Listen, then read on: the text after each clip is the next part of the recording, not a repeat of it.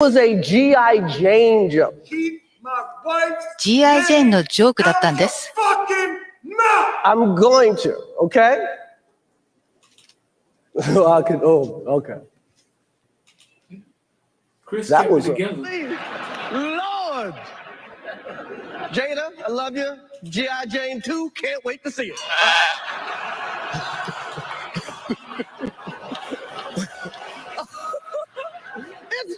That was a nice one. Okay. I'm out here. Richard.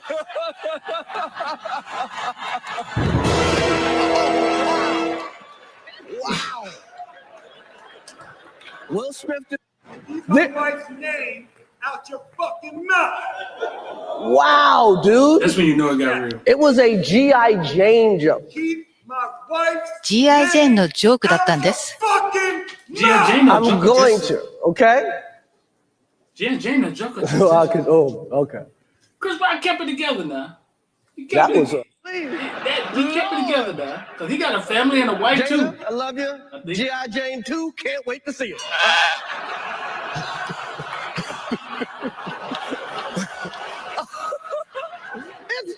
That was a nice one. Okay. I'm out here. Richard.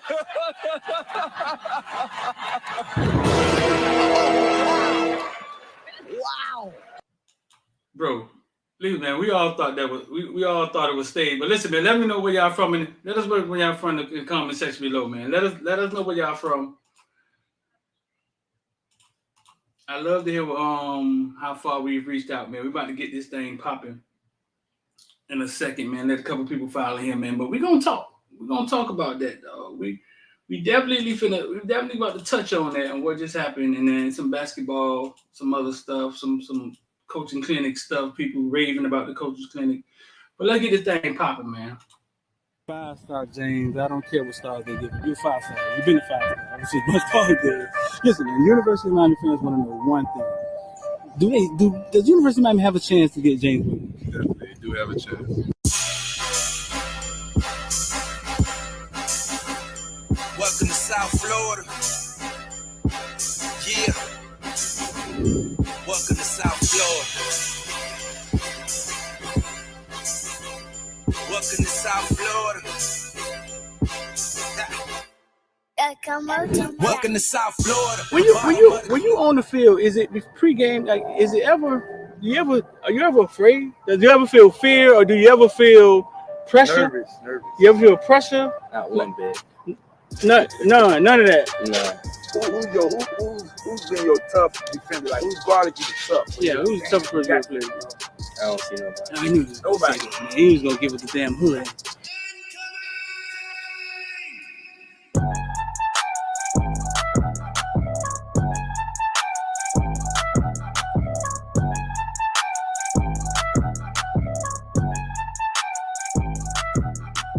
That's what I'm for. I'm a playmaker. I love receiving. I love to catch the ball. I love to go over people's head. Yeah. So I just got to do what I do. University of Miami, they land you, and then they land the number one. We call him football player, number one player in the nation, James Williams. Yeah. Both playing the same position, right? How do you envision that working? Are they telling you how that's gonna work, or? Well, I feel like me and James two different safeties. And I'm more of the ball hogging safety. He's more of the range. He's playing like you couldn't say like in the box spot, like the striker position, strong safety. Right. And I'm more of the free safety. So I already know in practice that's gonna just build great competition. And when the game comes, it's gonna be easy. That's what's So up. I know we go hand in hand because it's like we're the same person. Right. So he has like his strengths and weaknesses, and I have my strengths and weaknesses. And we're gonna he can feed off of me, learn how to, I guess, be more of the free safety, then I can learn off of him, be more of like a closer to the box safety. Right. So I feel like we're just gonna make each other better. Yeah, James played free safety. He wanted to play free safety. He was big on that. But James don't never be back at free safety. James be close to the line, the linebacker sometimes. You know what I'm saying? But Yeah, that's his. That's just him helping his team win. That's his chess. Yeah, that's it. That's him playing chess with the team. I totally get. I covered James since he was that big, bro. I've known him all his life. I just feel like every time it's just man on man. If he wins the battle, then that goes to play. He doesn't break on the run, or if this person like doesn't take that step or certain things, it just I feel like you beat your man every play, Right. you got the best chance to stop any team or vice versa. Yeah. Yeah. 5-star. Lean loyalty. 6'12", 276 pounds. Yeah. After that, I just started going crazy. Tackles after tackle. Yeah, the first play was like a tackle for loss, for like 6. Yeah. Oh, they didn't touch you. Like, Yeah, like they did. explain to me, though. Like, what is that about? Like, how do they not? You 6'5", 300 pounds. Is it something? Is it a swim move or something you do? Like, they don't see you? You're teleporting? What's going on? I'm too fast for long. They don't realize you that fast when the game starts. Like, I'm gonna be the best player on the field. Like, I just gotta show the world. Like, I'm the true 50. I'm the next 56 up. The next. I'm gonna just go crazy this year. Like, show people like, wow, at 56. Like, show them like I want to take care of my mom. I want to put in a big house, stupid cars, big pool in the backyard. Put on for my brothers, my nieces and nephews, like coaches. I think all of them boys for like having me here at this like position that I'm in now, cause like it took hard work and dedication. Without all of them to guide me in the right path, I wouldn't be here today. So I think all of them for like helping me out. Like, yeah. It's gonna take 3 motherfucking days, and that's what this nigga shit. I say, big time players step up in big games. All the criticize and all that is over, baby. Big time players step up in big games.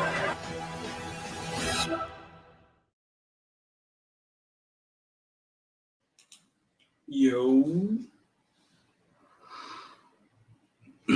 Let me see where y'all from, man. Let me see where y'all from. We ain't coming in there. Where y'all from, man? Let me see where y'all from. I see August. I'm thinking somebody saying Augusta, Georgia or something. Y'all talking about August Agostina, man. Me, JR in Hollywood. Me, JR, boy, you around me, boy. We got Leesburg. Where Leesburg, Florida, South Carolina. Where Leesburg at? I know where Leesburg at now.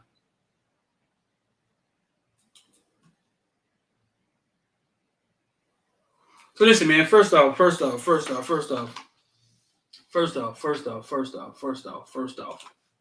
I'm D. It's Monday morning. About to talk about everything from Bitcoin to ball. First thing first, man, listen, want to get down with IOD Squad, 786-405-9499. Y'all understand I'm not a robot, right? I come in here every day and I say the same thing over and over again. You know what I'm saying? I say the same thing over and over again. I know y'all think I'm crazy or something. But no, bro, it's like, yeah, sometimes I don't talk about IOD Squad as much because it's like, how many times I'm going to show y'all 200%, $900, things of that nature. Like, I just show y'all again. I don't know. This morning, AMC play, I'm in 200%, $900. Few couple other plays we in, running up, Riot. I think our Myrna play is down right now. But it's 200%, $900, man. It's not even 11 o'clock yet. Feel me? So that's IOD Squad, where it all started. Us talking about crypto, us talking about investing in stocks, us talking about NFTs. Shout out to everybody that brought an NFT. And damn it, Bitcoin is running, your NFT is up. The NFT has more value now than it had before.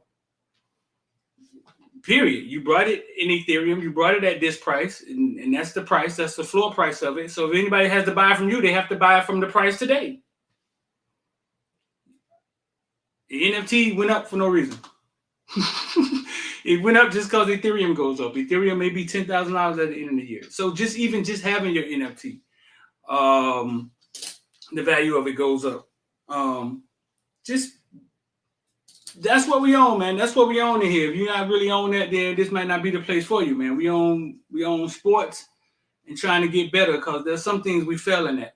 I mean, even when we make it in sports, we get to the end and realizing that we don't know shit about money. So we got to give up money to somebody else and then they take it. 80% of these motherfuckers go broke. What's the use then? What's the purpose? So yeah, that's what we own in here, man. We own sports, Kane shit, worldly, whatever's going on hot, we'll talk about that too. But we on some Kansas City, some football, some high school recruiting stuff, some high school football stuff, some crib stuff. But we on some bigger talk, some finances, some financial education, man. We on here trying to figure out better ways to feed our families, try to build how we can build wealth. You know what I'm saying? And not just retire and be able to say my house paid off. We want to be able to do more. I want to be able to pass on to our kids, teach our kids some skills that they can pass on to their kids, man. How to make money when you're not breaking your back. IOD Squad, 786-405-9499. Send us a text or the link. Here we go, man. The link, I put the link right here in the description. I mean, in the comment section. Invest or die. And it's going to be pinned to the top. If you want to get involved, just click it. But, bro, listen. The market is down. It's back up. It's running crazy right now. I got to keep one eye on Bitcoin because it's running. And that just is what it is. So, yeah, man, there's the link. I'm going to post it where all my members at, man. Drop me some IOD chat. IOD Squad emojis in the chat.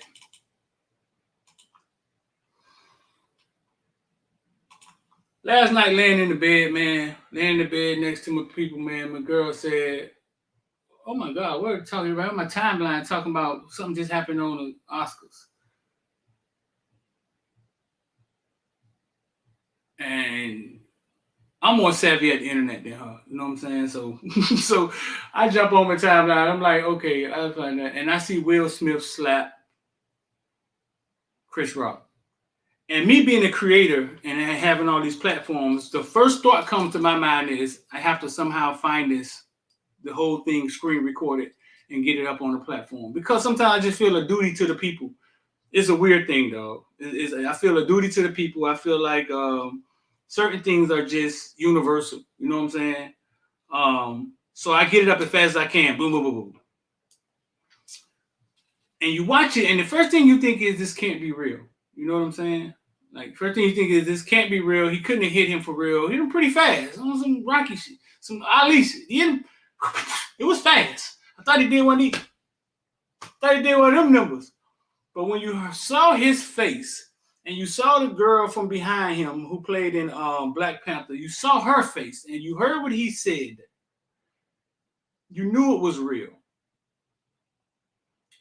And here's my question. I'm going to bring a few people in. We're going to talk about this morning, man. Here's my question.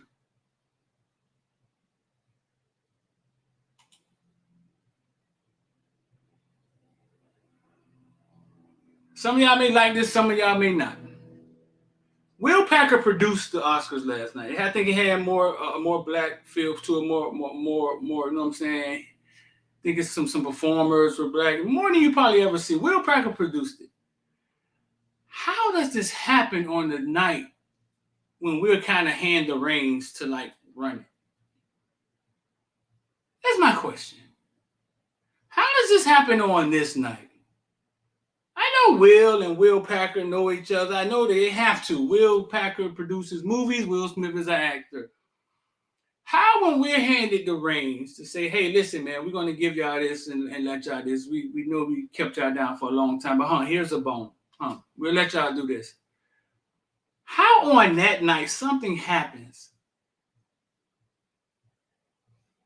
that have never remotely came close to happening on things like the Oscars? Are we destined to just crash each other? Like, are we destined to just innately just pull each other down? Like, if they let us out and they, all right, man, y'all can run it for a week, and we just innately just don't know how to pull each other up. We just innately pull each other down. That's my question, dog. How does that happen on the night that it's like, hey, we let y'all, giving y'all a bone? I'm about to bring KB and Richard in here, man. You know, people from the member section, man. We're going to chat about this a little bit. But yeah, man, my question is, how does that happen? And how do you feel about Will standing up for his family. KB, Yo, what's good, bro? what's going on, Rich? Yo, what's up? What's going on, man? So, first of all, how do y'all feel about Will? I'm gonna ask KB first. How do you feel about Will on that stage protecting his family? Or because you saw he laughed at the joke, and I told my lady, I say, listen, he saw her face, and I tell you all the time, sometimes y'all energy will drive us to get shot. Yep. Because we feel we have to keep you happy, protect your whatever it is. I'm sure he looked at her and he saw that she was fed up because nobody knows him like her, not even Tupac. So he saw that she was fed up and he did something about it. How you felt about that, KB?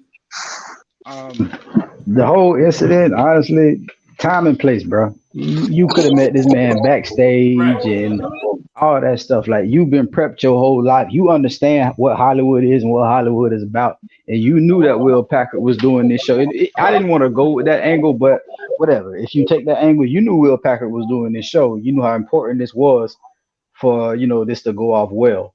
Time and place, I don't think that was necessary. You're in Hollywood. You're around comedians all the time. You know how this stuff goes. If that's what you deem as disrespectful, I mean, what you've been doing all these other years, I really don't understand. I don't think that was protecting his family and protecting his wife and all that stuff, bro. I think that slap came from another place. That slap didn't come from that particular joke, because that was just a joke. That was nothing, bro. All the stuff that y'all endure in Hollywood, your wife herself said it comes with the territory. So he said it in his speech. Right. So, but it's just, I get what he was saying in his speech too. Like, yeah, there's some lines that shouldn't be crossed. I don't think that was one of them. I thought that was weak as hell. Like, it was just a joke.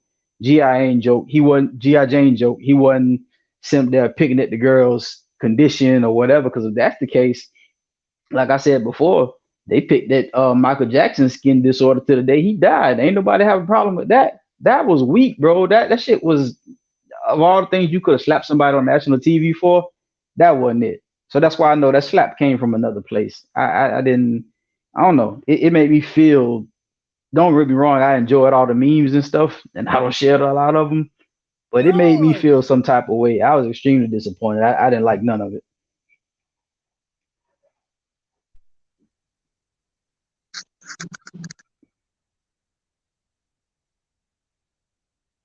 Yeah. I'm gonna follow up on that and just say there is two sides of that perspective. There is the duty of a man to provide and protect. However, in order to have a traditional man, you've got to be a traditional woman. So him defending her honor is of course going to be viewed as acceptable. However, when you start to break down the circumstance in which he did, you start to see how unacceptable it is. Because first and foremost, for a black man, there's no platform that's going to be sponsored that exists for black men to air their mental health transgressions. And what you saw on that stage was a brother who was mentally disturbed by everything that's been going on the past couple of years in his marriage. And he took it out on somebody who was more than likely not able to defend themselves against a Will Smith. And for that almost gets into that category of being cowardice. Because had that been any other male, I would say most other men that were in that room, had that been a white dude, if Will Smith would have went up there and slapped anybody, Kevin Hart, Dave Chappelle, Denzel, you name it, I don't care who it was. If Will Smith would have slapped any other dude who was in that audience, P. Diddy, Will Smith would have had to follow up with getting in that stance and throwing them hands up, because he know he about to take an ass whooping. And for you to go pick on the little guy, that's kind of cowardice. And you do Street. Your point is you mentioned that a woman's mood can alter or affect the man's mood. As they always say, the man may be the head, but the woman is the neck that turns the head. And for Will Packer to be producing it, for this to be an event where Black business is on display, it does put a black eye on not only Black business, but it puts a black eye on Black love. It puts a black eye on Black women. Because I've had locker room talk before with white guys where they were like, okay, if I had to choose another race beside dating a white woman, the Black woman was always kind of last on the list. And you would ask why, and it's because they're like, well, look how they treat y'all. Look how they treat y'all. So as a man and this is Will Smith, as a man who's been in the game for 30-something years, who done raised kids, who made sure that everybody in that house was straight, who's over 50 years old, when you get into that stage of life, they call you a sage. A sage is to be respected for their wisdom and the hard work that they put in. And when somebody that's inside of your house is your castle. Your house is Camelot. When somebody can penetrate your house or let any type of gossip get outside of your house, that's really disrespecting the head of the house. So now you have to raise the question of,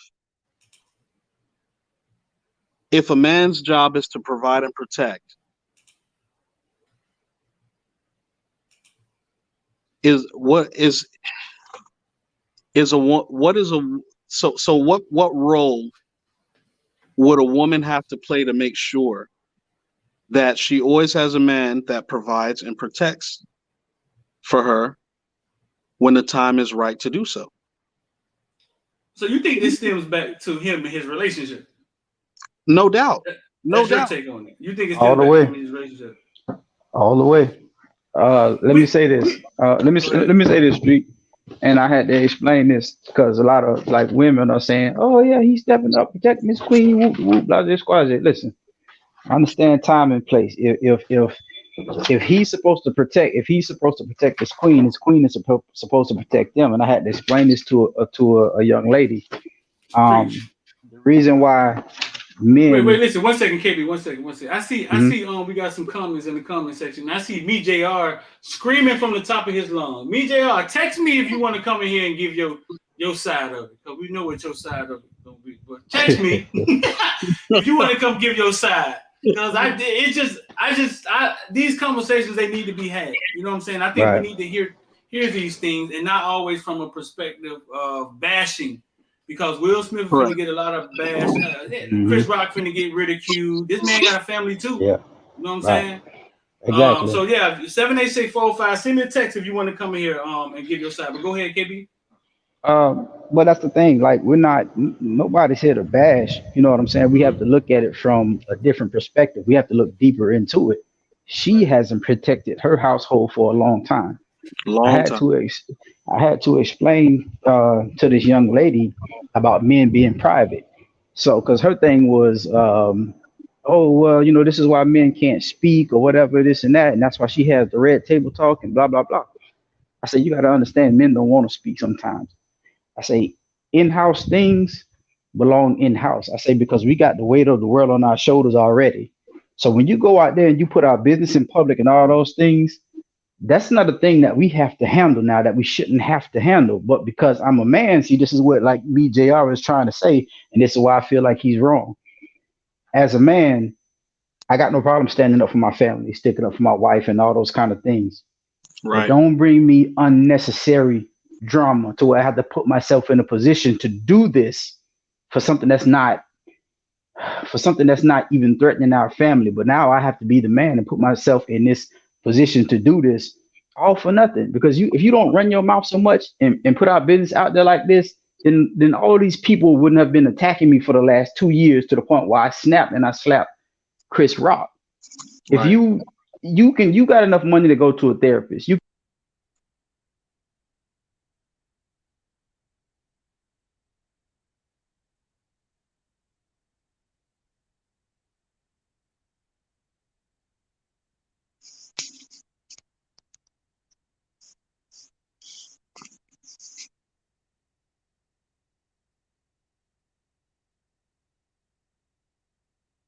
Okay. So I see. I don't know. KB Muggy went away. I don't know what happened to him. Let me see. Oh, I thought that was just me. Nah, he went away. Nah, he my Muggy bad. went away. Can y'all hear me, bro? We got you now. Yeah. Okay, so no, I was just saying, we just saw a Young Thug lose his baby mama over a bowling ball, right? Yeah. You know what I'm saying? And you're Yeah. telling me that this is where he needs to stick his neck out at over a G.I. Jane joke? This is unnecessary stuff that she brought up on his family, not that particular joke, but the whole 2-3 years that they've been ridiculing his family because she can't keep her mouth shut. And I'm not trying to place the blame on her. I'm trying to get people to understand what's going on. All this man did was snap. This wasn't about that joke. This is way deeper than that joke. But none of this happens if she knows how to keep things in house and they don't put all their business out there in public. He's tired of people picking on him and picking on his family. But now he got to unnecessarily defend his family for something like that. What happened if Chris Rock would have been strapped and he shot him and said, "Hey, I stood my ground"? Everybody would be like, "Oh man, this is nonsense." IOD Squad. You're right, it was nonsense because that was so unnecessary. Right. Is red table talk a good thing or a bad thing? I always thought it was a good thing, bro. Y'all saying it's a bad thing? Yeah, I think it's a bad thing because you're exposing way too much. It's certain things that, and this is the thing, difference between men and women. They can get out there and they feel like they can put this out there and it's supposed to be therapeutic. Baby, go get you a therapist. Don't do that. You know, the whole world don't need to see all this stuff. And as a man, yeah, I'm sure he's over there saying, "All right, baby, yeah, do your thing." But as a man, he's internalizing it. And you saw the results. That was last night. You know what I'm saying? So it can't be a good thing. That's my opinion, but I'm seeing it as a man, and I think most men would agree with that. You keep stuff in house the same way. Is Red Table Talk only about that one episode that y'all want to remember? No, it's not that one episode. They come out with everything about their family, everything. She'll go up and talk about the little girl sleeping in the bed with the when she was what, like 15, 16, and she was sleeping with the little 20-year-old actor in the bed or whatever. He got his shirt off and they taking pictures and stuff like that, bro. You keep it, you know, your kid's sexuality and all that kind. You don't keep that stuff in house. That stuff don't need to be going everywhere, bro. So I think it's a myriad of things. I don't think it's just that one thing. Right. I agree. And going back to African civilization, you know, they would always say that when the men went off to war, the women were the storytellers, right? So they would tell the young boys on how brave and courageous their fathers were, right? They would tell them why he's going out to war, why he's defending the tribe. That way, when that young man saw his father come back from war, he had a respect for his father that was unmatched, right? Because that's my daddy. He's a hero. And now we're seeing tables turn where we almost forget about that. We almost forget that when you are married to somebody, male and female, there are certain things that if you do need it to be worked out, we have to go get therapy about it. We can't just go tell everybody about our situations at home. And I know that what happened on stage was a microcosm, but how many times, even in the Black community now, how many times, because you feel the need to go talk to somebody about your problems, I'm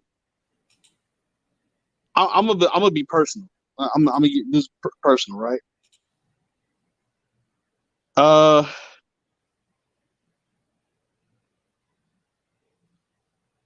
So my sister the other day, she Spit it knew out. her Spit it out. Damn, spit it out. not well, she knew her license was suspended, right? Her license was suspended, but she had to go, I guess, pick something up real quick. and run, so she wanted to run in wherever she was going, pick something up, and then come back to the car. So she had her 2 kids in there, and she was like, stay in the car. I'm gonna leave the car running. I'm gonna go get something and come back. She comes back. The 2 kids are outside of the car, and they lock themselves out, and the car is running. Okay. And so I guess my sister is like, she called like a locksmith, and the locksmith was on their way. Everything was all good. However, because she felt the need to go tell everybody what's going on with her while she was waiting on the locksmith, she called this white lady. I guess this white lady who was parked next to her was like, oh, what's going on? Instead of being on code and being like, everything's good, we straight, I got somebody, my husband is coming, whatever, I got somebody coming. She was like, oh, my key is in the car and blah, blah, blah. Now I'm gonna miss that. Now I'm gonna miss this. The white lady calls the cops. Mm-hmm. Of course. The white Where's your sister from? New Hampshire? Huh? Where's your sister from? New Hampshire? No, this down in Florida. Of course you gonna call the cops. Right. She called the cops. Now the cops show up, and the cops is like, well, we're not gonna let you drive because your stuff is suspended for whatever reason. Now my sister has to find somebody else to come pick her and her kids up, and the whole 9 yards. Why? Because you don't know how to keep family things within the family. That happens. Keep your mouth closed. Right. It happens in the school system and everything else. All right, we're finna bring somebody else in here. Who is this? What's going on? It's Mr. JR. Or me, JR. Me, JR, Mr. JR. What's going on, bro? Nothing. How y'all boys doing? All right. So listen, man. The reason I do this is so we can talk about it. It's going to be different perspectives, and I think what you do is you learn from everybody. Don't be so judgmental to everybody in the comment section. You learn from everybody's perspective, because what I learned is that we weren't all raised the same. Your norm might not be somebody else's norm, and if you're too close-minded to see that, then you're damned. So we got me JR in here. Me JR, what's your perspective on what Will did last night, bro? Well, first off, let me just say it's a pleasure being on with you guys. As we're being on with Black Man talking about this. Like you said, we all have different perspectives sometimes. And sometimes, we don't have a lot of women on here. So sometimes we don't get their perspective on things. So I'm just coming to give basically the other side of that. How can you give the other side of that? How can I give the other side of what? Of how can you give you're going to give their perspective? No, I'm giving a different perspective. Right. It's a different perspective. Now, how I feel about JR good for that devil's advocate, boy. I know, that's why let's go. No, because first, I believe there is another perspective. I believe beginning of their marriage, there are many Jada perspectives. Was a different. I'm sure Jada was different in their marriage. She spoke about it, and Will. Mm-hmm. Listen, bro. Things grow into what they grow into. You know what I'm saying? Yeah. So go ahead. Go ahead. What do you want to hear my perspective on? What happened last night, or my perspective on their relationship, or all of it? On Will, what Will did last night, and how you feel about what Will did last night? His action. How I feel about what Will did last night. Of course, is it the best look? Is it the best look? That depends on who you think is looking and what purpose. I don't like to look at it as, oh, Black people, we look a certain way to a certain group of people. I don't care about stuff like that, because at the end of the day, that same group of people has looked horrible to us, and nobody cares about that. So I don't get into the whole, how we looked when a certain person did a certain thing. That doesn't reflect the entire community. And if people want to take that and say, Oh, it does. That's their problem. That's not my problem. Now, when it comes to him slapping Chris Rock, that's assault. You shouldn't slap anybody. Now, when it comes to Chris Rock insulting his wife, he shouldn't have insulted his wife. So to me, how I look at it is, yeah, they both wrong, but would I have done what he done? Maybe. I don't know what I would have done in that situation. I don't too much look at Will Smith as a coward or anything like that, because he did what he had to do. He did what he had to do for his family. I can't call that cowardly.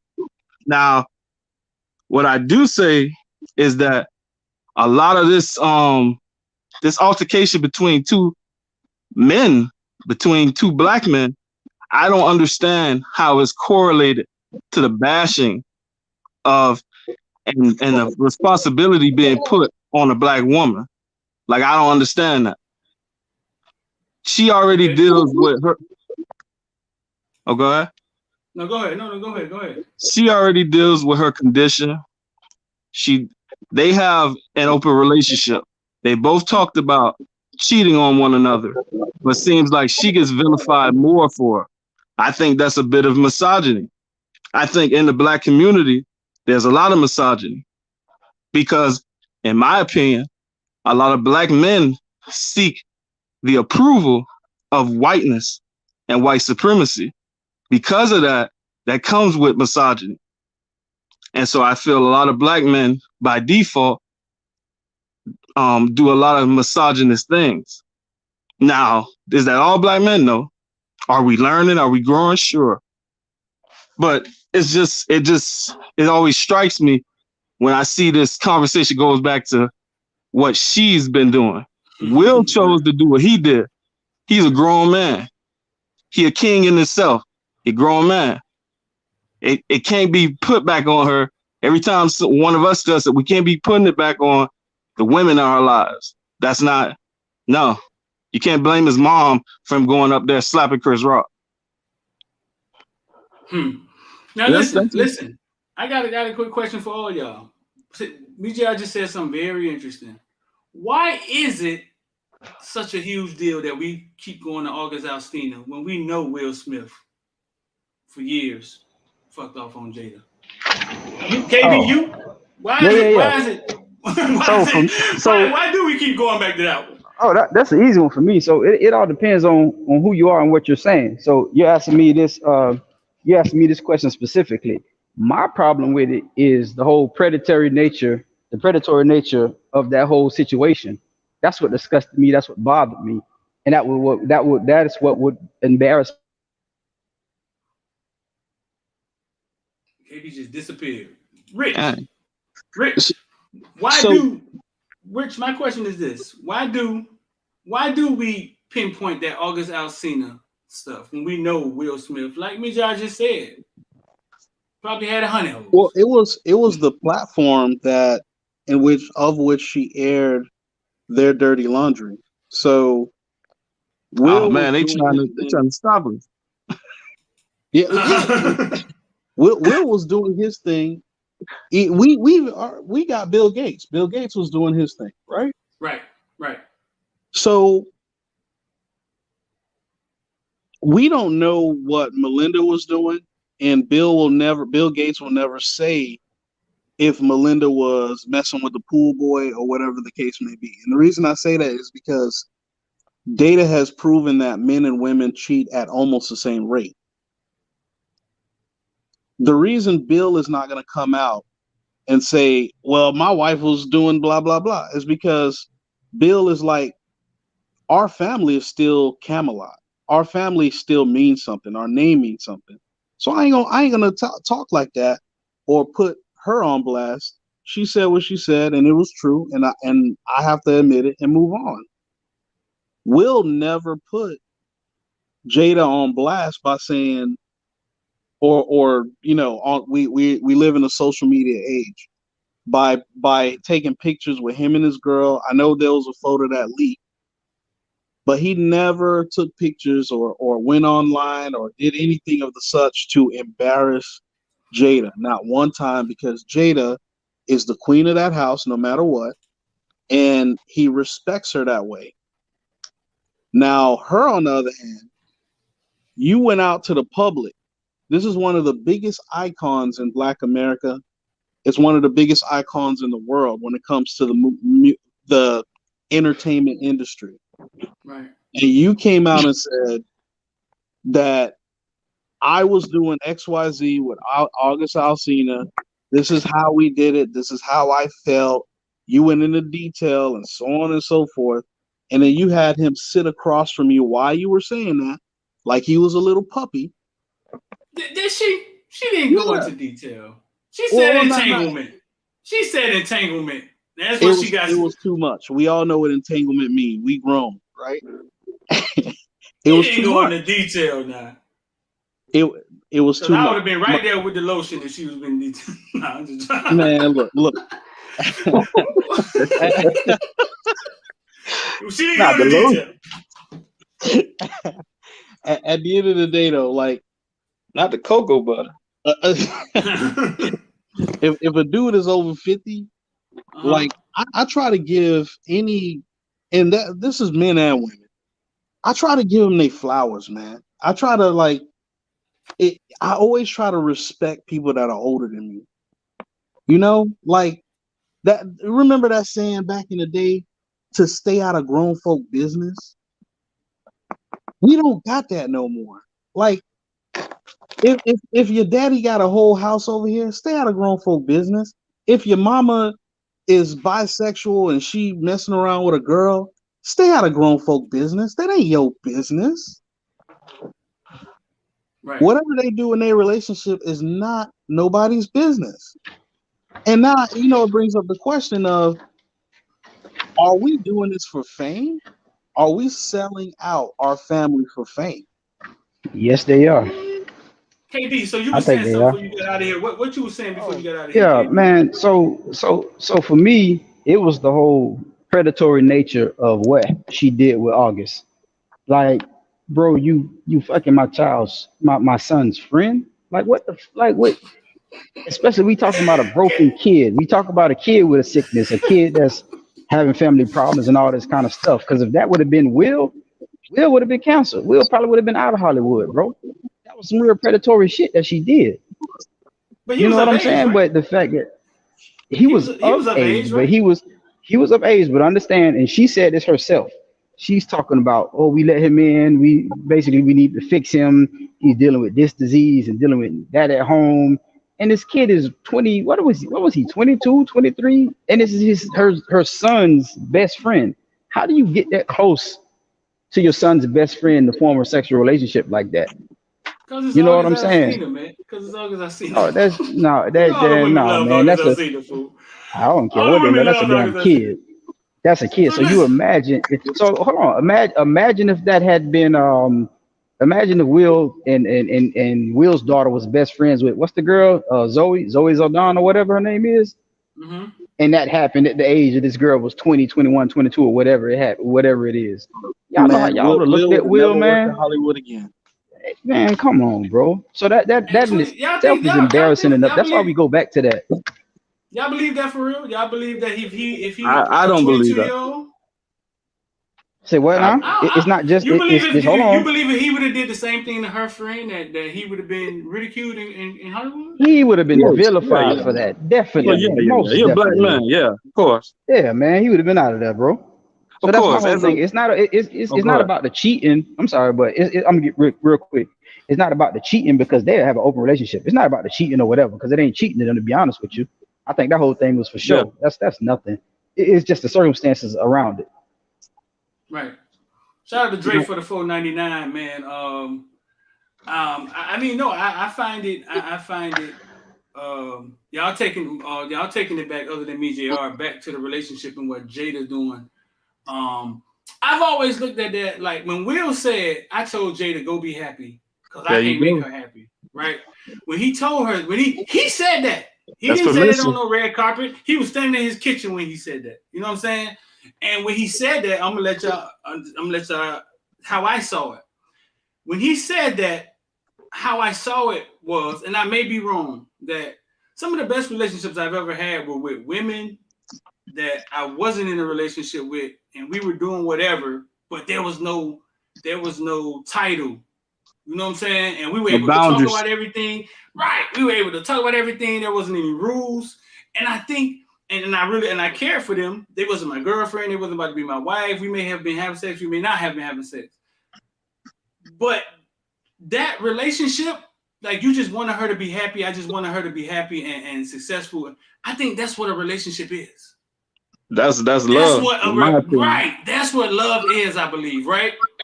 Then when you go into this thing that we call, that's my girlfriend, that's my wife, right? It turns into this thing that feels unnatural. This is my take now. It turns into this thing that feels ownership creeps in. You can't be doing this.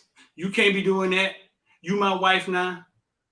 And that same love y'all had as friends, you know what I'm saying, turns into something else. Now, this ain't for everybody, but what I'm saying is I believe Will was telling her that out of love. Like, listen, man, I love you enough to say, hey, go be happy. Come back happy. I just want you happy.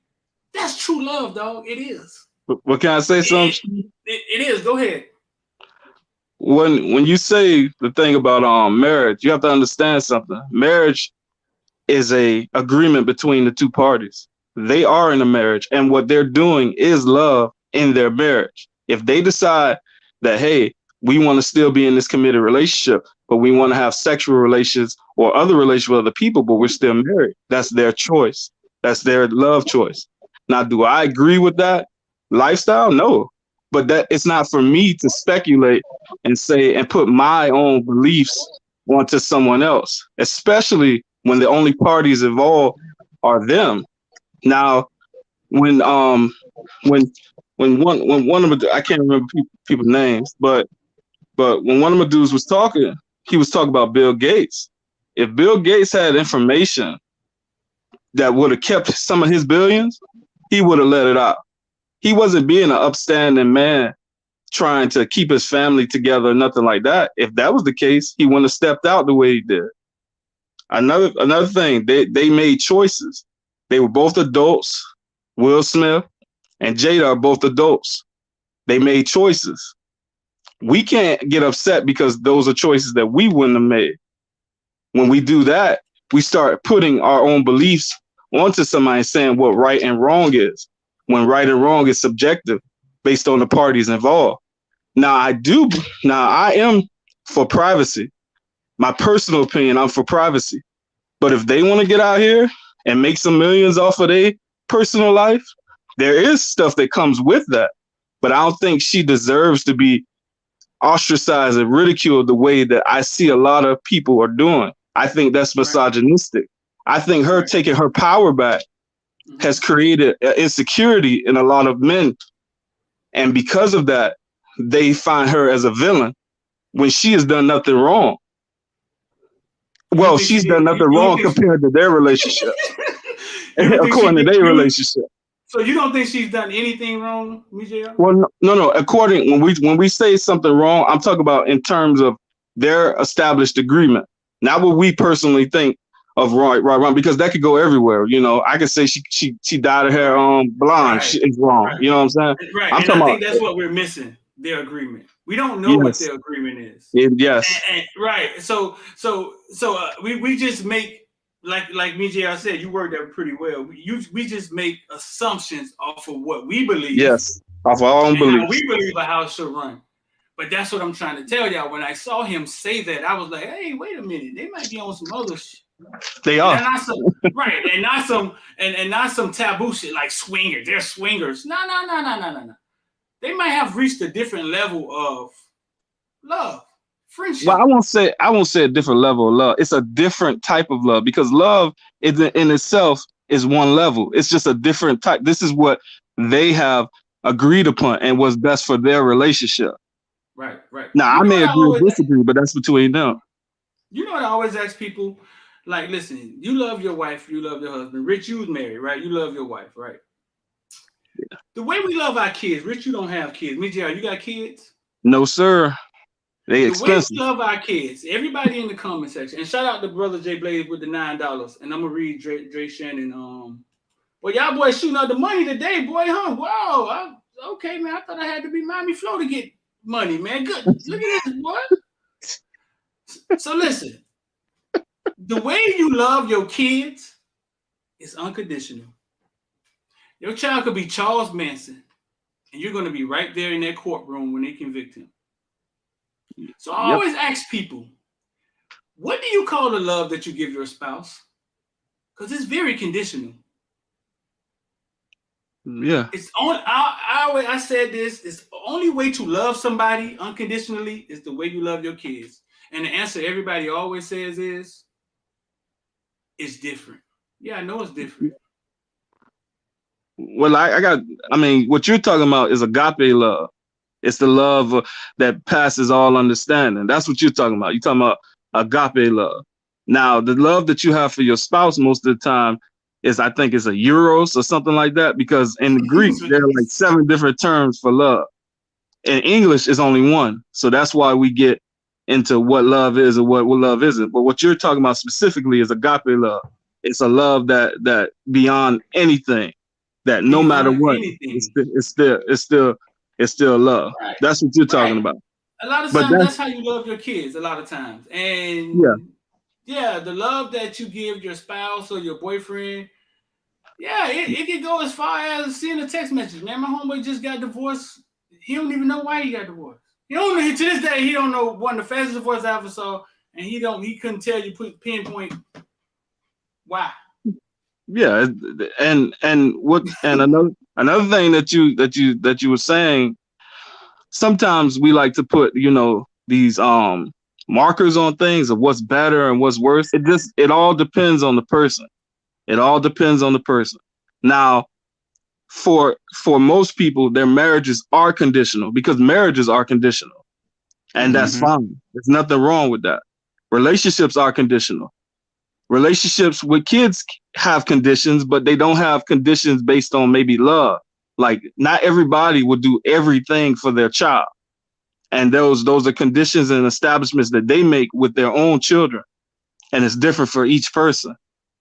But a lot of times, I learned this from an anime I was watching. Love is discrimination. That's really what it is. Because we say no one loves everyone universally. We pick who we love. And we pick who we discriminate against based on that love. Right. That's all I gotta say. I got a question for me, JR. Before you answer that question, I would say this. I want to say this. You are right. I'm glad you brought up the word agape love. But love always has to go both ways. And no, it doesn't. I'm sorry. I'm gonna let you finish. Okay. My bad. Go ahead. My bad. Go ahead, bro. Even if it doesn't go both ways. Let him talk. I got this mute button right here. Even if it doesn't go both ways.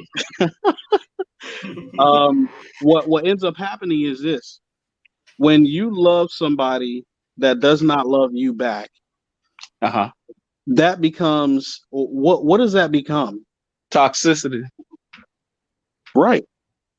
So it becomes a toxic situation, which they even deemed it as so, right? A lot of people will say that their relationship is toxic.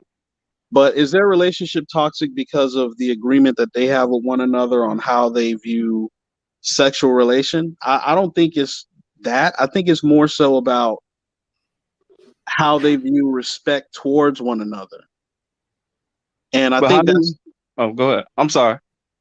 I was just going to mention, I think that's the way that men view it. Men view love as respect. And so you always want to be respected at the end of the day. Maybe women view it as something different. I don't know. I'm not gonna put no words in nobody's mouth. But the one thing that I do know is when you have agape love for somebody, that person usually has some type of semblance of love for you too.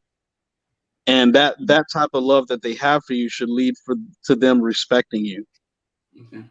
So when kids grow up with their parents, they sometimes, like, let's say your mom or your dad is your superhero, there are certain things that kids will not do because of that agape love they have for their mother and their father.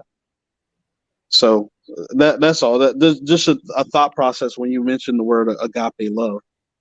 Okay, And so let's Stu, change. you had a Let's question. change it a little. Let's change it a little bit. Let's change it a little bit. I forgot what I was gonna say.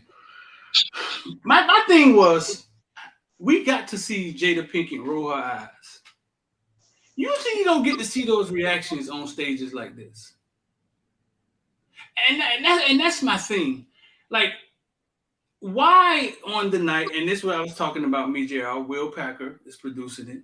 How did we see that? We saw her reaction on one of the biggest stages, biggest nights in entertainment. You know what I'm saying? Why? Why do y'all think we got to see her reaction? Because they have a lot of cameras. Just be honest with you, not being slick or nothing like that, but literally, if that was a white woman, they would show her face as well. Now, I do agree with you that black expression is looked at as more entertaining, so it's more likely to be shown. I do agree with you on that point. I agree with you that the optics of it does look bad based on Will Packer. And I do agree that certain communities will weaponize that. But I think if he didn't slap him, they would have found something else to weaponize. So that's why I don't really care about that. Humans are humans. And if people want to truly respect black people, they will stop looking at black people as black people and look at them as human. They will respect their humanity and also their blackness. I think the problem is a lot of times these communities, they always looking for something to the reason why they do what they already wanted to do. And the deck is stacked against us anyway. So I think authentic reactions from black people are authentic human reactions. It's not as if stuff like this hasn't happened in the Oscars. Worse stuff has happened, in my opinion. You seen something worse happen in this? What I'm saying is, for the first black. I'm just saying, like, you saw something worse happen about this. Yeah. I know something in history that's worse than this. For a black woman to win the Oscar but have to accept the award speech in the Oscar kitchen, I think that's worse than this. The disrespect. I agree. I get it. The disrespect that has been done to our people, the snubs, I think that's way more disrespectful than something that happened between these two gentlemen. And then what's not shown is the uplifting of Will Smith by other black men after this happened. Yeah.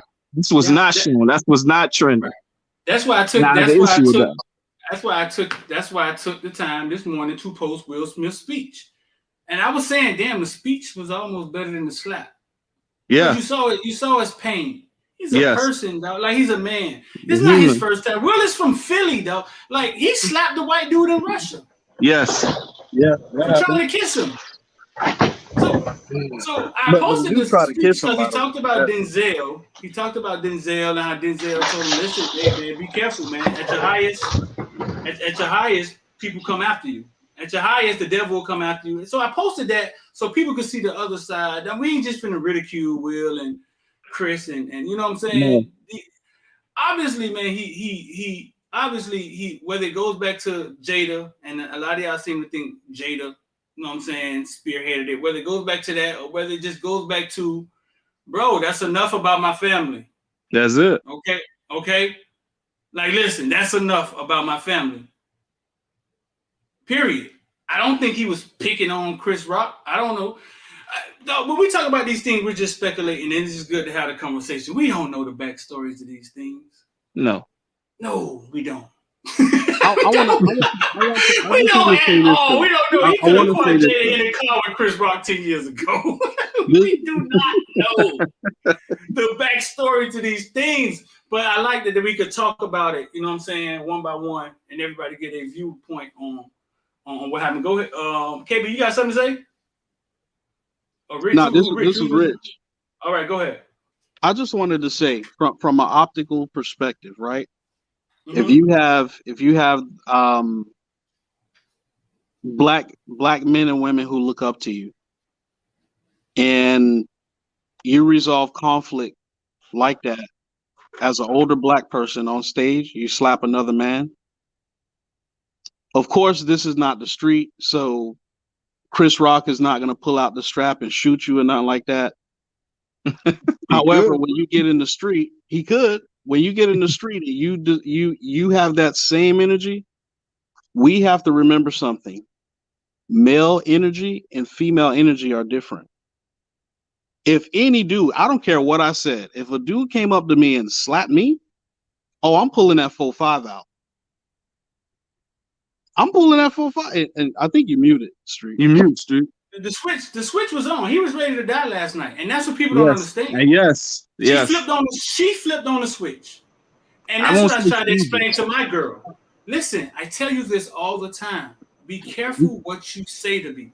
But we can't put that on them on Street. Like. Yeah, but listen to me. Let me talk for a minute. Let me talk. This is what I'm saying. I tell her energy sometimes flip on the switch for me to protect her, for me to protect them, for me to sometimes not even look a certain way. You know what I'm saying? In her eyes. Mm-hmm. Well, and this is what she said back to me. She said, baby, look, I would never want you to go up there and do that. She probably came and sat down, and Jada probably said, why did you do that? Because we handle things different. So when we voicing our opinion and it sounds like we mad and I'm rolling my eyes, it's because I wouldn't go up there and slap the girl. I would handle it different. But I say, but listen, you got a pit bull on a chain. You can't just be running around here willy-nilly at the dog park and you know you got a pit bull on the chain. Because he's going to handle it different. He's not going to handle it how you handle it. Good. Nope. Got to push back on that a little bit. No, go ahead. I may learn something. Go ahead. I get what you're saying, as in male energy or whatnot. What we talking about is masculine energy, to be honest. It's really not male, because you have feminine males and you have, that we ain't gonna get into that. But what you're talking about is masculine energy. But sometimes what happens is it's toxic masculinity. Mm-hmm. Our insecurities is what leads us to do things like that. If we have our securities, if we're secure in ourselves and we're in check, we cannot then blame. We can't say that we're kings, but then blame our woman for what we've done. I understand the reality, but at the same time, you have to have self-control, because at the end of the day, it's you. It's what you're doing. And if you're going to display the energy of being the leader and protector, then you have to hold yourself to a higher standard and say, okay, I'm not going to do this. I'm going to be wiser based on this. You can't turn around and blame them. Oh, you were hurt, so I hurt them. No, that's on you. That's on you. And that's where we have to take accountability and responsibility and check our own insecurities and check our own triggers, because it's not her. It's what was done to her. And we can't tell them to be robots and not react to what's done to them if we're going to react based on the same thing. True, I agree. You'll never know how you're going to react. But I want to say this real quick. Go ahead. What's toxic to me is going up to a man that's smaller than you and disrespecting him because he's smaller than you. That's toxic. Yeah. I mean, size. It ain't the size of the dog. Yeah, that's an opinion, though. We don't know if he would have did that to the. We don't. At what point? We don't know what point he was at. You know what I'm saying? Like he could. Yeah. He could have went up there to the Rock and slapped him. Maybe it was at that breaking point. You know what I'm saying? Yeah. If I didn't agree with that part about him necessarily being ready to die. I just don't think it was. I don't think so. I think he did snap, but I also think it was calculated, because as being reactionary, you do stuff. You don't laugh at the joke, look at the old lady, and then, you know what I'm saying? Because I think if that would have been Denzel would have said like 4-5 words from his seat, and that would have been the end of it. You know what I'm saying? That's just how he comes off. That's his energy. I don't think Will gets up there if that's even Dave Chappelle. But let's just say I don't want to put like the biggest guy that we think is super macho, but let's just say if it's the Game or somebody we know that don't care about fighting. I don't think he walks up there and does that, because the way he walked up there, slapped the man, walked off, and like readjusted his coat. You do that to somebody that you have no fear of hitting you back, because you turned your back on the man after you hit him. I would never turn my back on somebody after I hit them. There's no way in hell. So I think that was calculated. could that one by one? Did this have to happen right here? What you think, KB? Did it have to happen on that stage? No, that could have been after the show. It's just as simple, or backstage. He could have told Jada, "I'm gonna get that nigga," and just let it go. And then after the show, he could have got to Chris Rock after that, and that's the way he should have handled that. You know what I'm saying? What you think, Rich? You think he could have waited, or he had to do that in front of America to get the world to stop talking about my goddamn wife? She going through something. He sent a message to the world. Did it have to happen right there? No, it could have most definitely been handled differently, and it's based on the energy that Will displays throughout his career and the man that he is. And that's just not like Will. He was way out of his character. He knows that Chris Rock wasn't going to do anything, or he doesn't fear him like that. So you try to punk Chris Rock because you feel punked. Right. Hurting people hurt people. And because you in a dark place, you had to bring somebody with you or bully somebody and bring them into that dark place as well. Because you could have, there's a lot of different things you could have done. You could have went on stage and been like, bruh, like you could have had a verbal altercation on stage. There's a lot of things. It would have kind of had the same effect too. Right. It would right. have He the didn't same have to hit him. Mm-hmm. So listen, Drake Shannon said August wasn't in a stable mindset when Jada preyed on him. The predatory behavior. No one wants to talk about that because she's a female. Mm-hmm. And that's what I said. And I said that because I wanted to put this. So me, JR, did you think that could have been done? That had to happen right there?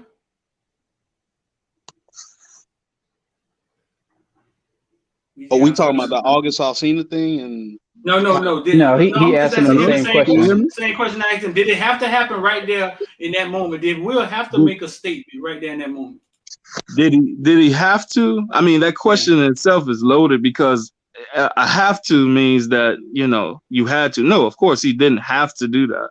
I do believe that it would have been I do believe that it was an open disrespect. So an open rebuke was met with that. So that's my personal opinion.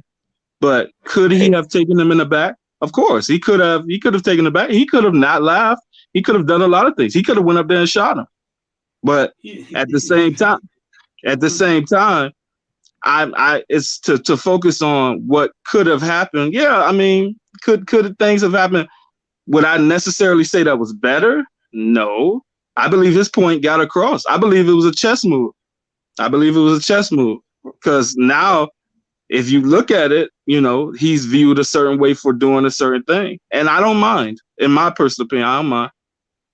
Let me say something real quick because I had to explain this to right. So that's part of my question. Did it have to happen right then? Huh? Go ahead. Let me explain this. Let me say something real quick because I had to explain this to a girl too. We're saying you're basically saying that slap was a statement to the world. And this is what I told this girl. I say, bro, we got the weight of the world on our shoulders already. He can't fight the whole world. But so doing that is putting him in a position to fight the whole world because people are going to take that as a challenge. There's a lot of miserable people out there. They're going to poke him and prod him, and they're going to want him to do that. So you may get Chris Rock to not say anything about your wife again, but you just opened up yourself to a whole lot of other people coming to meet that challenge, and you're not going to meet it. You're not going to meet every challenge, bro. So that's where you have to be. You have to be better as a man and understand, where you are when I say time and place. Because that did nothing for what you got going on. All it probably did is make you more of a target, more of a talking point. And what you gonna do? You can't fight the whole world. So there's no statement in that slap except for Chris Rock. That's why you could have handled that backstage. And so this is why I say him, like Rich was saying, this is you. You're not being yourself. Because if you think that was gonna help your image, it's not, bro. It's really not. So you should have handled that backstage with Chris Rock one-on-one. So we're gonna talk about we're gonna talk about this for maybe 5 more minutes, man. Then we'll get on basketball. Go ahead, Rich. Hey, Rich, you sound kind of far, like you ran down the hallway or something. Where you at?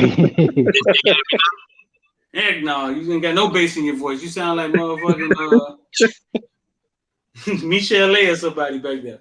Fix your shit and let me know when you fix it. But Yeah. So you don't think it was a statement? I don't. In his mind, maybe. I think he showed the world that, listen, man, this is my family. Wherever y'all may think of my family, this is my family, and we're still a family, and I still love Jada. And I think he kind of showed the world that, yeah, basically he made that statement. And you asked me, are people going to ridicule him for it? Yeah, but also they're not ridiculing Jada anymore. They're ridiculing him. We just saw this happen somewhere else, where somebody took the brunt of the. Agreed. All right, I'll take it. You know what I'm saying? I'll take it. Look around. Look around. They going after Jada still because all they coming big with is the August stuff. And like I said before, they wrong for the August stuff because again, that's their open relationship, whatever. But they coming back for her. Is she gonna be the first one talking about it on the red table?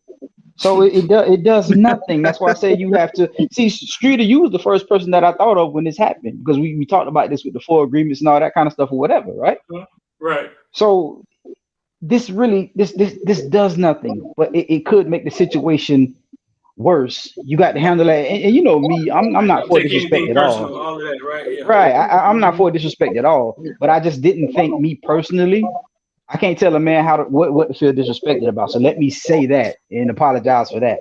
But I just didn't feel that was a type of disrespect that needed that. I didn't feel that. I think it was a joke. He's in Hollywood. They do this all the time. I'm sure he's been to those roasts. I could never sit in one of those roasts that they do on Comedy Central, bro. I'd have been on Kill Somebody. But I'm sure he's been to one and participated in one. So that's what drove you over the edge. That's why I say no. It wasn't about that joke. It's about a whole bunch of things or whatever. But I don't think that was a proper statement to make. Right. I mean, it's okay to feel conflicted. We saw him smile at the joke. That was the weird part. Yeah. And then we saw her reaction, and then we saw something else happen. But Rich, you had something to say? Yeah, I was going to mention to the point that Kyle brought up about now you have other dudes who want Will or who's gonna be like, yo, keep that same energy with me, and that's not a good look. I mean, I don't want to equate it to this. It's not completely equivalent, but the Tupac Biggie Smalls beef, right? The person who more than likely shot Tupac and Biggie was not signed to Death Row or Bad Boy Records, right? They were probably fans, right? Sure. So it's like now you might even have Chris Rock fans who's like, you know, come at me that way, right? Because people are like that. Because you on a real big stage, and so I think, you know, we don't want we always say that our celebrities are not our role models, and that's true. And they I mean, to a certain degree, is true. But at the same time, to whom much is given, much is required. I agree. Y'all got any last things y'all want to say about this, bro? I'll say just last real quick. Just to I agree that as a man, and hindsight is 20/20, but as a black man, you know, the retaliation you're not always ready for. But I do believe, like Streeter was saying, he sacrificed himself for his wife, and I can do nothing but commend that. That's all I gotta say about it. All right. I just say I can understand everybody's perspective, but I think Chris, the thing I want to get out of this is Chris said it best. Why can't a moment be a moment? And that's the problem I'm gonna have with it, because it's gonna turn into more than a moment. I've seen these comment sections where he's a monster and this and that. And I'm like, man, come on, man. Bro, trust me, I've seen it already. I'm like, come on, bro. So let a moment be a moment, man. Let's enjoy the memes for a week and let's get on something else next Monday. Right. I agree with that, Kyle. You know, let a moment be a moment. We all have our opinions, and we all respect each other's opinions. But let a moment be a moment, and let's keep it pushing. Yeah. Now I'm gonna say this because I put this comment in for a reason. I think this was for you, Mijr. He says, Streeter, I understand what this guy is trying to say, but wars have been started behind the energy of women. That's basically what he's saying. Because that's what we were talking about when he posted. And we all know it's true. Wars have been fucking started behind women and things of that nature. Well, it was not the women though. It was the men. It was the honor of the woman that the man was starting the war over. That still goes back to the man because the man started the war. Mm-hmm. So you said That's still all. go back to the man. Yeah, because at the end of the day, even if you want to take it in Bible terms, when it came to the fruit of the that was eaten, even though Eve brought the fruit, it was Adam that chose to eat it, and nothing happened until Adam ate the fruit. He's held to a higher responsibility because it's his choice. So it's still misogyny to blame a woman for starting the war that you started. Like it's still a cop out in my opinion. Mr. Miami says that man did not sacrifice himself for Jada. Shaking my head. Jada told Will she felt disrespected, so she made Will act the same thing. That's speculation. I don't know about y'all, but I'm gonna go in for my. I don't know about y'all, but I'm gonna go in for my wife. Me too. I mean, I think a lot of people feel like that. But one thing, before we switch to basketball, I'm gonna tell y'all. When I worked in the jail, right? 13 years. No matter what the person was there. Now I've seen the famous ones. I've seen the Facebook kill. I've seen everybody basically in Dade County that y'all saw. I saw them inside of there. I saw the Jamaican guy that tried to kill his whole family. One thing I've never seen anybody in jail that felt like I'd do it again. Now I'm telling y'all, I'm giving y'all this message from the insides of the walls. I've never seen anybody that was there that you asked them, did they regret what they did? And they was like, I'd do it again. Never. When you're in jail, you're there by yourself. And that kind of goes to what me, JR, is saying. When you be man and you make that decision to do what you do, you may go down by yourself. And then we're going to see where family really lies or how close your family really is. You know what I'm saying? Yes, sir. That's what I be telling these females. Y'all clapping. Before you think about when somebody do something to your family, do something to your daughter, say something to your mama, before you react, you better figure out a better way to do it. Because you can make it happen. It just doesn't have to happen emotionally in that moment. Agreed. That's just mine, because I've never seen somebody in jail that was like, man, I come here again and just walk these 4 walls and take this sandwich from you every day.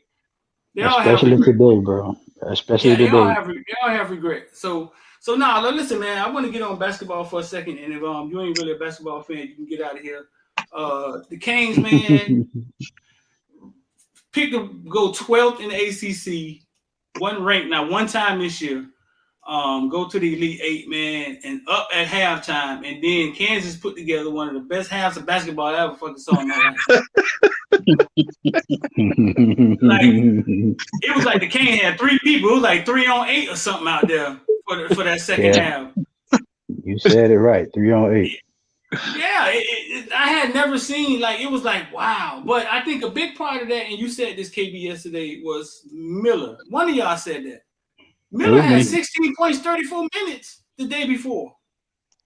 I think he played 3 minutes in this game. No, nothing.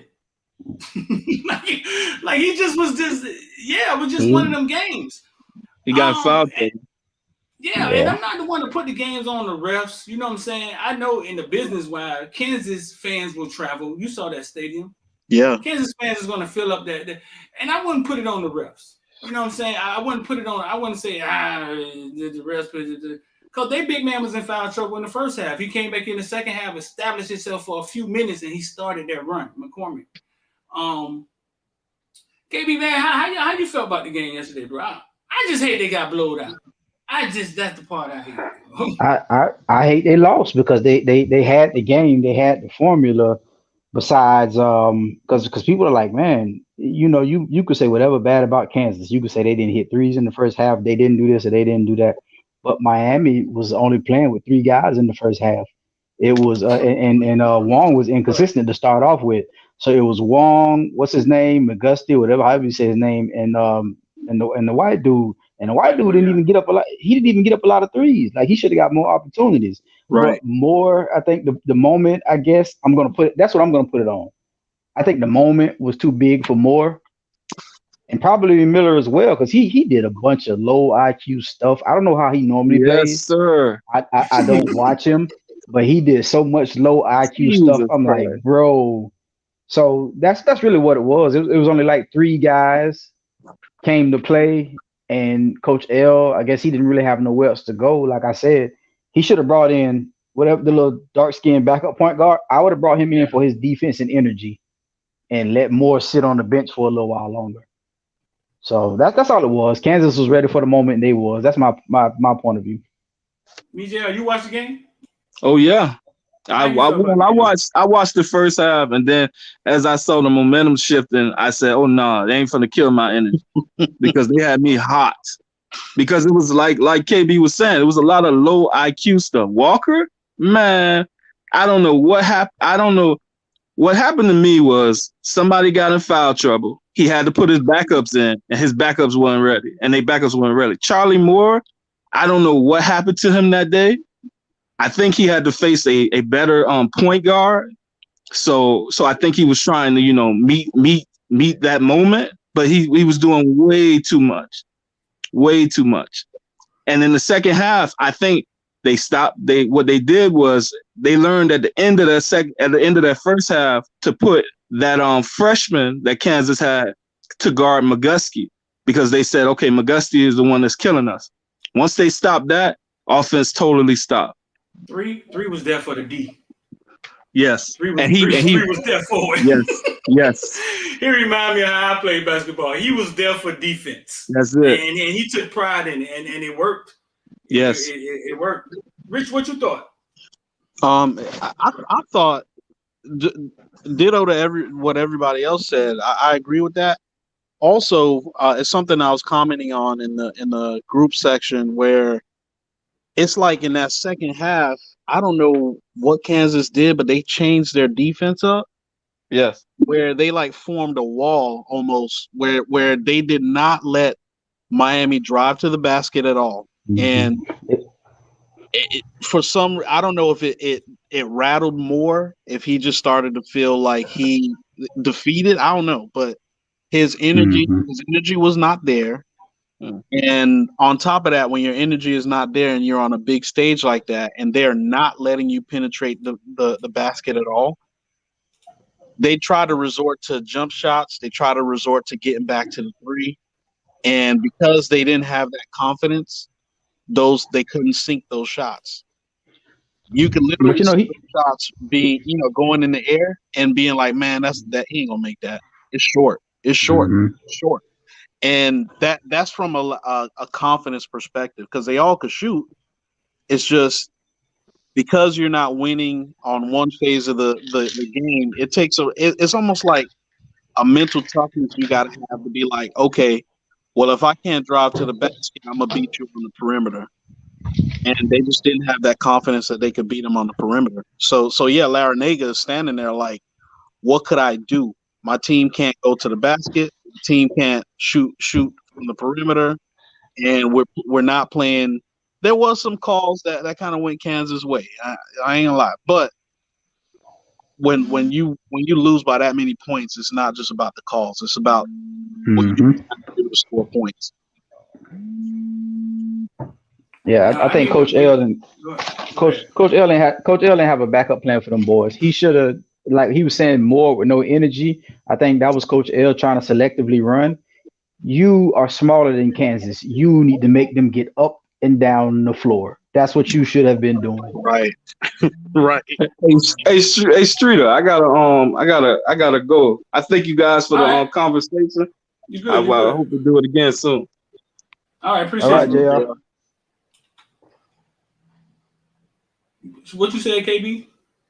I was saying, like we were saying in the chat, he should have let his boys run. They got nothing to lose at this point. You're smaller than Kansas. You shouldn't be trying to set up in the half court every time on offense and defense. Well, on offense, they should have been running. Moore should have been pushing the ball, because when he did penetrate, he couldn't finish. He was either missing or turning the ball over. It's like, bro, get up and down. Let him get comfortable. You know how it is, Streeter. Once you get into that pace, you get a few fast break points, it settles you down. Your handle get a little better. It happened to Wong. Once Wong hit a few shots, his handle started getting a little better, and so I understand. Like I felt the nervousness that Moore had. You know what I'm saying? He needed some I things was to saying go for in him. the private chat. In the private chat, I was saying that go.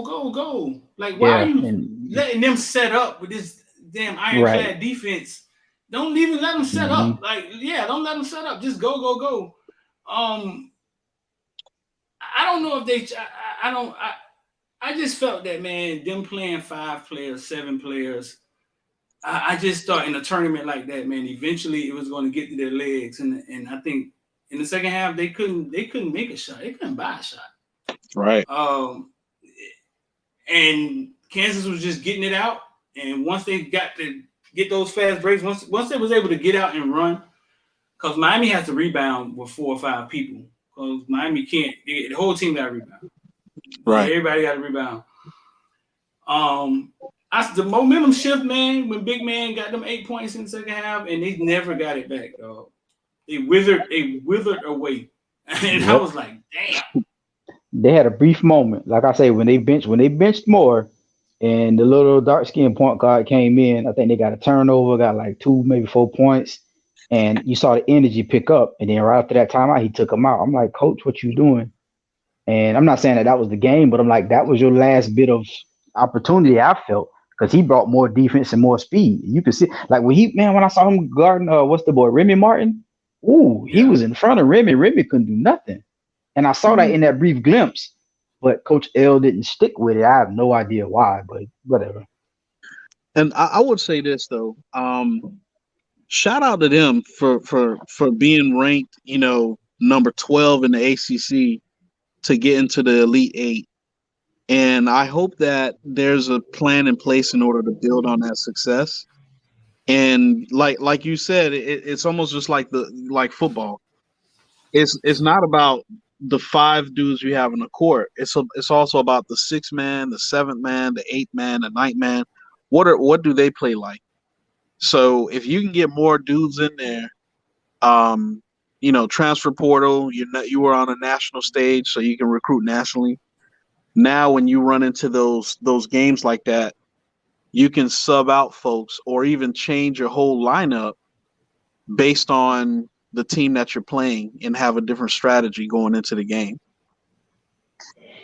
Yeah, depth really showed up, because I think the MVP for Kansas, honestly, was what's the boy? Well, probably not the MVP, but probably the second best player in that game that didn't score a lot of points was what's the white dude name? That looked like the politician.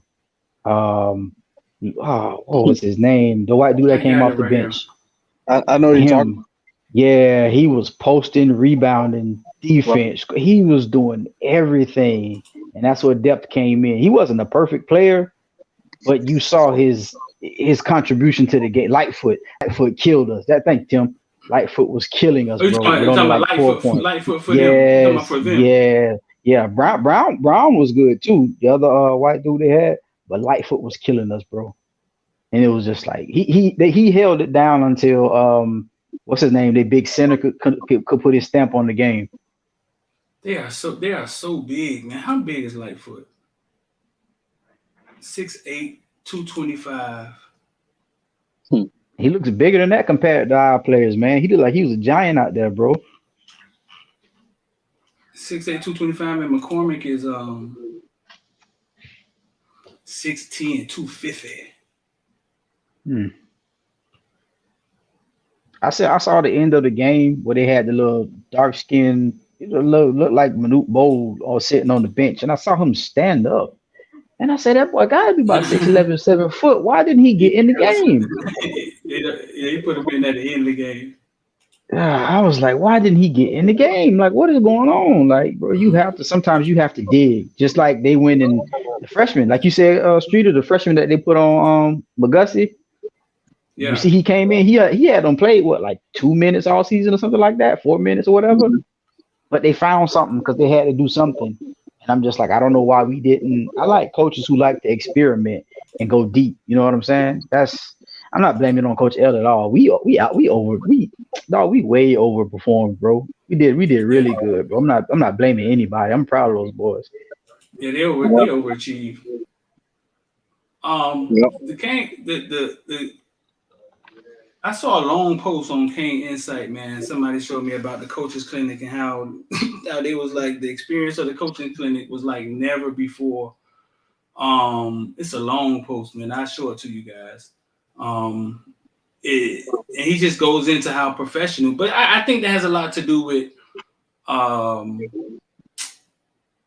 the resources they have now and all the staff that they have now.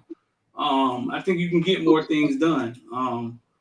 It was a scrimmage the other day. Also, the Canes had a scrimmage the other day, and a few things from the scrimmage they were saying is basically Jacoby George is goddamn man. Basically, I mean, y'all heard Van Dyke say it. We had a few people come out to scrimmage and tell us. They say Parrish and Thad ran well. Thad needs to work on his pass blocking still. Cyrus Moss actually started. Yeah, they say he actually started. He's really skinny, and they say Jason Taylor like shadowed him, like was on him the whole time. The reason he started though because of some injuries. So that's why he had a chance to go out there and start. What else? What else they say? They say Jake looked good, and they just said the coaches is not playing around with the kids. Like Huff and Charlie Strong got into it a little bit. I like that. I like to hear that. Huff excited. Huff always fired up. But they was like, yeah, Charlie Strong was getting in Huff ass. He said, but they don't play with the kids, bro. It's like their way or the highway. That's good. Yeah. Wait, Street, did you go? No, they don't only, it's a weird thing, fool. The media, they don't let see things like that. But if you're a regular person, right? So I need to give me a regular person on the staff. And you say, hey, I got a kid that wants to come visit Miami, right? You can come watch the whole practice. Oh, well, let me get my little nephew. I got a nephew. He's what, 7th grade. He about 5'10" already.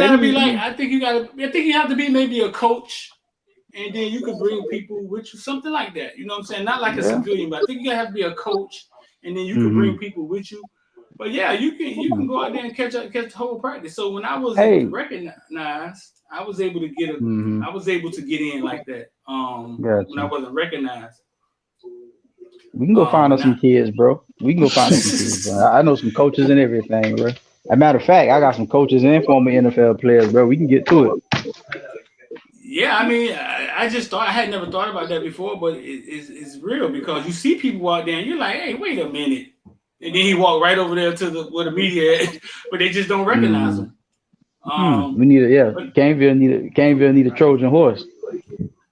But now we all we got to do is talk to Mario. We got to talk to Leonard Taylor, and Leonard Taylor has actually matured, man. He's speaking well. He was being funny. So I don't know. I don't know if it's the resources, but James spoke a lot better when he spoke to the media. Leonard Taylor, light years better. He struggled in the past. But he was fine the other day.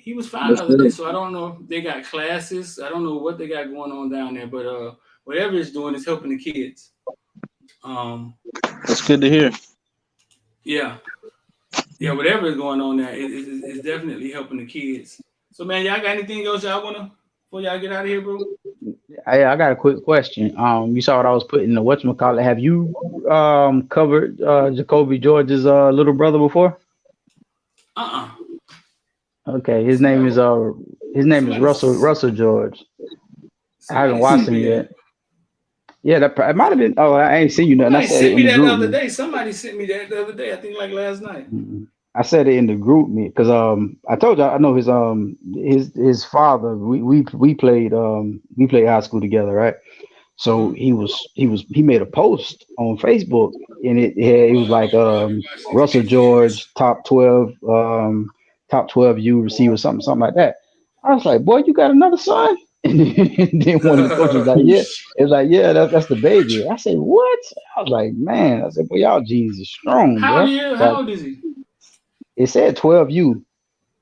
So I didn't go look on the Instagram thing or nothing like that. I don't think I have. Okay. Not that I know of. They quiet people. I'm gonna have to check him out because his same. So the coach out, the receivers coach out the plantation. I know him too. We go way back. But he he coached Jacoby. And I said, well, you gonna be coaching him too? He was like, that's the plan. I said, boy, look at here. I said, just keep the pipeline of UM going, bro. Yeah, no, I never like I don't even realize Jacoby's so quiet. I don't recall covering Jacoby Joy, but I'm sure I've covered a couple teams he was on. Rich, you got anything, bro? Nah, I'm good. Great morning breath show for a Monday. So thank you for having me. And listen, dog, people, the NFTs done went up again. So she's just telling y'all, whoever brought NFTs, the value of them keep going up. Bitcoin keep going up. Well, we knew Bitcoin was gonna keep going up. Ethereum keeps going up. The value of the NFT go up. I seen people went out there and brought a few more, man. So the link is in the description. If it's not there, I'll put it in there now, man. And I appreciate y'all. I appreciate KB and Rich, man. I appreciate y'all. You too, me, y'all. About to get ready to get up out of here.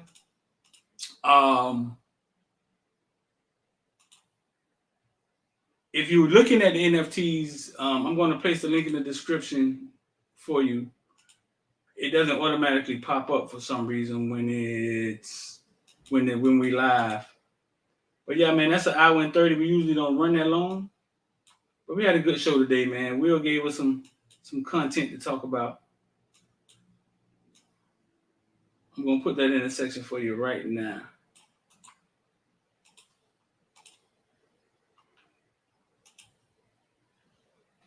So listen, man, don't put off tomorrow what you can do today. The rest of your life can be seconds away. I'm D, and I appreciate all y'all. I appreciate all the donations, man. And I'm out of here.